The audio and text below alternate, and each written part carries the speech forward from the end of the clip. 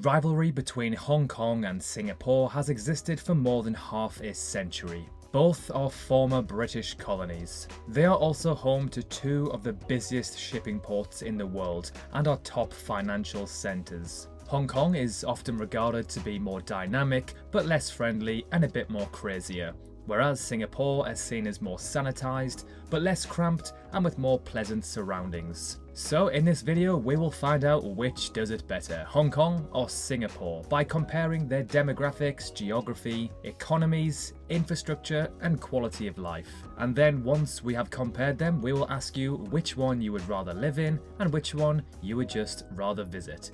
So sit back, relax, and we hope you learn something new. Let's kick off this video by taking a look at where they are both located geographically. So Singapore, officially the Republic of Singapore, is a sovereign island city-state in maritime Southeast Asia. And then Hong Kong, officially the Hong Kong Special Administrative Region of the People's Republic of China, is a metropolitan area and special administrative region of China on the Eastern Pearl River Delta in the South China Sea. To make things easier, we will refer to both of them as countries or nations.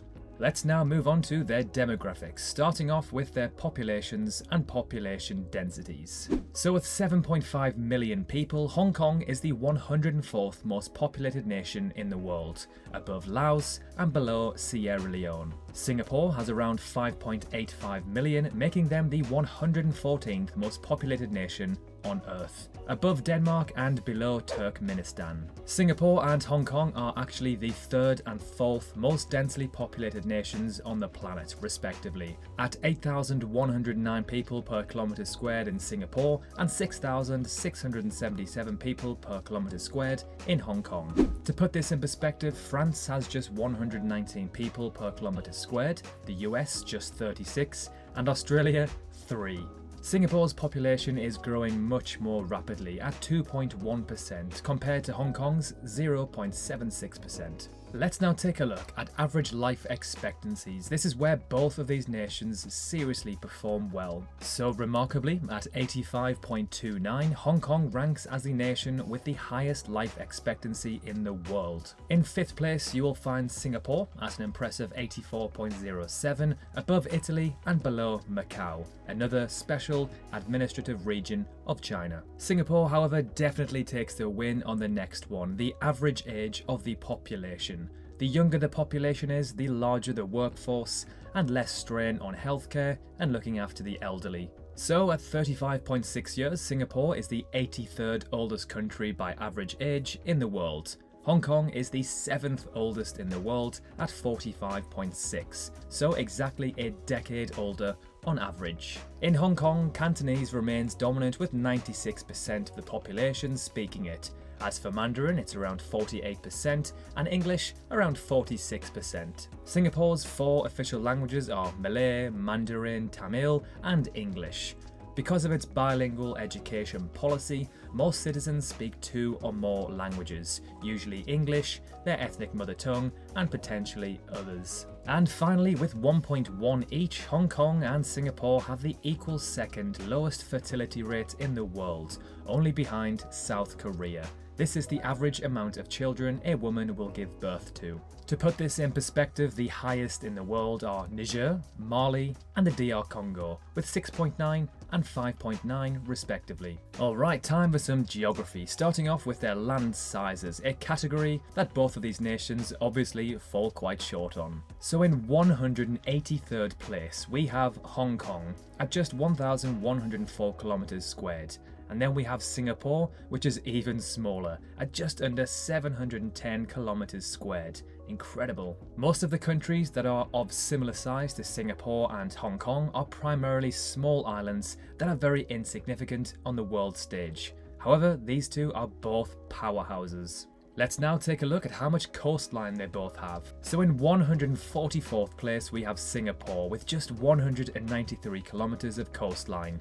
And then in 96th place we have Hong Kong with 754 kilometers. However, as mentioned earlier, both of these nations have two of the busiest shipping ports in the world. Singapore's port actually ranks as the second busiest in the world, only behind the port of Shanghai. Singapore connects more than 123 countries and 600 ports from its spot on the southern end of the Malay Peninsula.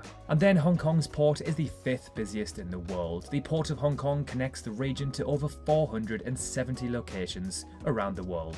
The highest point in Singapore is Bukit Timah Hill, standing at just 182 meters high, which is absolutely dwarfed by Hong Kong's highest point, Tai Mo Shan, which stands at 957 meters tall. Singapore is situated near the equator and has a typically tropical climate, with abundant rainfall, high and uniform temperatures, and high humidity all year round. Many of its climate variables, such as temperature and relative humidity, do not show large month-to-month variation. I visited Singapore in 2017 and it was like no place I had ever been before. The humidity there is mind-boggling. When you step out of your nice air-conditioned taxi or the hotel, you are literally hit by a wall of heat. It is insane, especially for someone from the UK like myself. Hong Kong's climate is subtropical, tending towards temperate for nearly half of the year.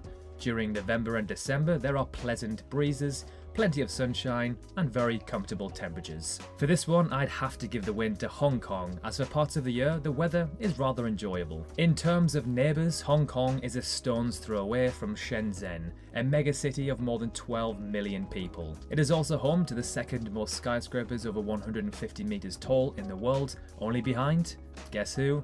Hong Kong. Macau, another special administrative region of China, is around 1 hour away by ferry, another super rich, affluent region where you'll find some of the richest in the world splashing their cash. Singapore is surrounded by Malaysia and Indonesia. It is around 3 hours drive away from Malaysia's capital, Kuala Lumpur. Across the Singapore Strait, you will find Batam, an Indonesian tropical island. Okay, so now let's move on to some economy and financial statistics. This section should be interesting. Starting off with the big one, their GDP or economy size. At around 369 billion US dollars, Hong Kong ranks as the 38th richest nation in the world, above Egypt, which has a population of over 100 million, and below, guess who? Singapore. So Singapore ranks as the 37th richest nation on Earth, above of course Hong Kong, and below, strangely enough, the country that it is below in real life, Malaysia. Seriously impressive considering how low their populations are compared to the nations around them. Let's now take a look at their GDP per capita. So to no surprise, Singapore wins this one at around 64,000 US dollars, putting them below Denmark and above Qatar, compared to Hong Kong's 49,000 US dollars, which ranks them 23rd in the world, behind the British Virgin Islands and above Germany. Now that we know their GDP per capita, let's take a look at the average price of a one-bedroom city centre apartment. So Hong Kong comes in slightly more expensive at around 2,200 US dollars per month, and then just over $2,000 for Singapore. So for the average Joe, Singapore pays higher average wages and slightly cheaper accommodation. Of course, this doesn't really apply to the many billionaires living in the city centres. I'd say, as a whole, Hong Kong is more expensive than Singapore if we're going off these figures you can see here. Although it is notably more expensive to smoke or drink alcohol in Singapore. And more astonishingly, cars are seriously expensive in Singapore, with a Volkswagen Golf costing around 176% more than in Hong Kong. Speaking of lots of money, let's see how many millionaires and billionaires they both have. Wow, so Hong Kong has a crazy 520,000 millionaires, which is around 8.3% of their population, the 17th most in the world. Singapore just comes below them in 21st place, with around 270,000 millionaires, or around 5.5% of their population. And when it comes to billionaires, Hong Kong performs even better, with 71, making them the 6th highest in the world, which is mind-boggling considering their population wouldn't even qualify them as a megacity. This means there are around 8.8 billionaires per 1 million people in Hong Kong. Singapore comes in equal 20th place with Turkey, with 27 billionaires. This means there are around 4.5 billionaires per 1 million people in Singapore. Not too shabby either. Now let's finish off this section by quickly taking a look at the percentages of their GDP by sector, starting off with Hong Kong. So just 0.1% is from agriculture, 7.6% from industry, and 92.3% from services. And then we have Singapore with agriculture 0.5%, industry 24.8%, and services 75.2%. Alright, the penultimate section, quality of life. So first and foremost, let's see how they rank in the Global Quality of Life for Cities Index. So Singapore wins this one, ranking as the 25th most livable city in the world. Hong Kong then ranks as the 36th. Their high living costs and very hot living conditions definitely stops them from ranking higher. They both have public healthcare, so that's a big tick for both of them. Hong Kong has 16 universities or higher education centres compared to just 8 in Singapore. When it comes to the Global Happiness Index, Singapore takes the easy win, ranking 31st in the world, above Brazil and below Italy. Hong Kong, however, not so happy, ranking as the 78th happiest nation in the world, putting them below Greece and above Croatia. So it turns out money doesn't buy happiness. Nah, just kidding, this is most likely to do with the political instability the people of Hong Kong face. In the Global Peace Index, it's another clear win for Singapore, ranking them as the 11th most peaceful country in the world. Hong Kong, however, does not show on this index. So we'll take a look at China instead, who ranks as the 100th most peaceful country in the world. Not a surprise when you have the biggest population, second biggest economy, and are the 4th largest country by land size in the world. When it comes to global corruption, it's yet another win for Singapore, ranking as the 17th highest in the world. Hong Kong, however, does appear in this index, and surprisingly well, in 25th place. In terms of pollution, it's yet another win for Singapore. The higher you rank here, the worse the pollution levels are in your nation. So Singapore ranks in a respectable 97th place, compared to Hong Kong's 42nd place. When it comes to the crime index, Hong Kong finally snatches a win, ranking as the 7th safest country in the world compared to Singapore, which is in 24th place, to my surprise. And finally, let's end with healthcare index, where Singapore takes yet another win, ranking as the 27th best in the world, compared to Hong Kong's 40th place, both relatively low considering how rich and developed they are. And finally, to end this video, let's compare their infrastructures, starting off with their tallest building. So standing at 484 meters tall, Hong Kong's International Commerce Centre is the 12th tallest in the world, beating Singapore's Guoco Tower, which stands at just 290 meters. As mentioned earlier, Hong Kong has the most skyscrapers over 150 meters tall in the world, with 482, compared to Singapore, which has just 94. Still rather impressive. Singapore's longest bridge is the Benjamin Sheares Bridge at 1.8 kilometers long, compared to the Hong Kong-Zhuhai-Macau Bridge, which is 55 kilometers long.